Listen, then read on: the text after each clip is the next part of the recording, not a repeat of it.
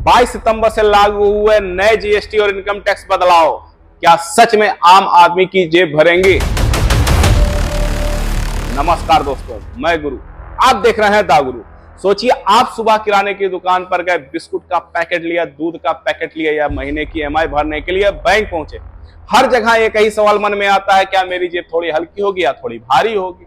और आज दिनांक 22 सितंबर से लागू हो गए नए जीएसटी और इनकम टैक्स बदलावों को। लेकिन ये एक सवाल उठ रहा है, क्या वाकई बदलाव हमारी जेब को राहत देंगे या फिर सिर्फ कागजों में रह जाएंगे?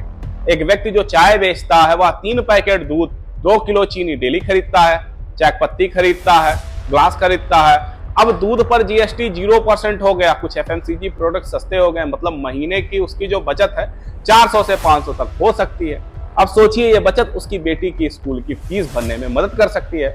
मिडिल क्लास फैमिली की ग्रोसरी लिस्ट की अगर हम बात करेंगे तो महीने की शुरुआत में सब्जी, तेल, साबुन, घी, बिस्कुट, सर्फ, अन्य चीजें वो खरीदता है। पहले इन पर 12% या 18% जीएसटी लगता था, लेकिन अब 18% वाली जीएसटी नीचे आकर के 5% आ गई।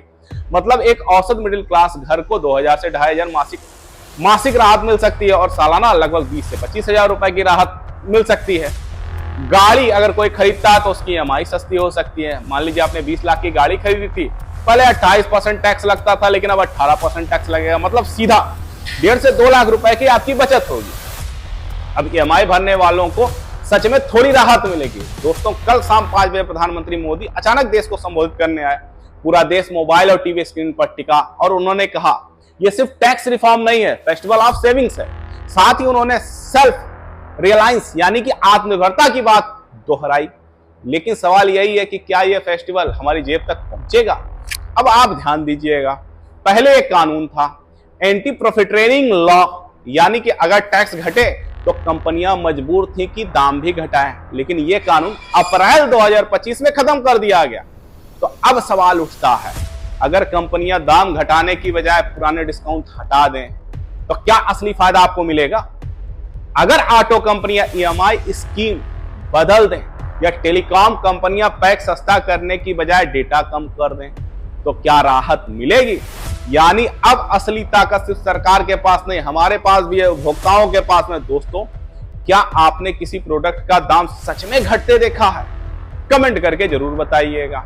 और एक सवाल, आपके हिसाब से मिडिल क्लास कौन है? क्या आप खुद को उसमें मानते हैं या नहीं मानते हैं? एक छोटा सा क्विज भी है, जब जीएसटी आया था तब किन किन टैक्सों को खत्म किया गया था? इसका जवाब मैं आपको टेलीग्राम या इंस्टाग्राम चैनल पे अपने डालूंगा, जाकर के चेक कर लीजिएगा। दोस्तों, सरकार कानून लाए या ना लाए, कीमतें घटाए या ना घटाए, लेकिन असली ताकत हमारी जागरूकता होती है। यानी कि अगर आप किसी रेस्टोरेंट में खाना खाने जाएं, आप किसी होटल में जाएं, तो इस बात को जरूर चेक कर लें कि आप पे जो टैक्स लगाया गया है वो नए रिफॉर्म के हिसाब से है कि नहीं है। अगर हम तुलना करेंगे, पूछेंगे, आवाज उठाएंगे, तभी ये बदलाव सच में हमारी जेब तक आएगा, वरना ये सिर्फ कागजों में रह जाएगा। तो आइए मिल करके बदलाव को समझें और अपने हक की आवाज को बुलंद करें। याद रखिएगा, दा गुरु, और ऐसे इंफॉर्मेशनल वीडियो के लिए हमसे जुड़ जाइएगा। धन्यवाद।